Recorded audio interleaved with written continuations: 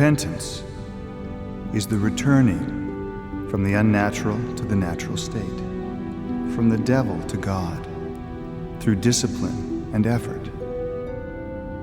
Virtue is the gift of God implanted in our nature. Vice is the withdrawal of that goodness, just as darkness is the withdrawal of light. God's first wish was for all to be saved and come to his kingdom. For it was not for punishment that he formed us, but to share in his goodness, inasmuch as he is a good God. But inasmuch as he is a good God, his second will is that sinners should suffer punishment.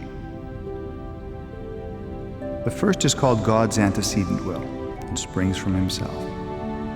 The second is called God's consequent will and springs from us, our otherness, and the freedom and volition of our soul.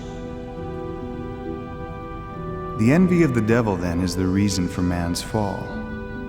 For this same demon, so full of envy of the goodness of God, does not want us to enjoy the pleasures of heaven, since he himself was kept below on account of his arrogance. Thus the false one tempts miserable men with the hope of being God, leading him to the heights of arrogance and finally to the pit of destruction.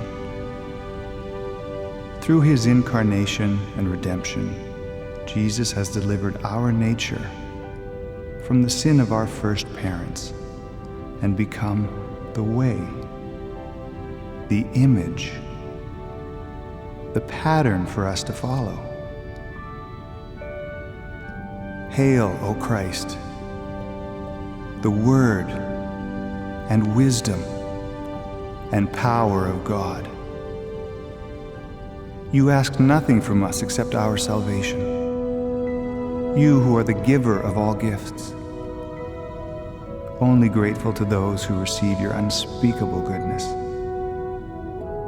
Thanks be to you who gave us life and restored us to the grace of the happy life when we went astray.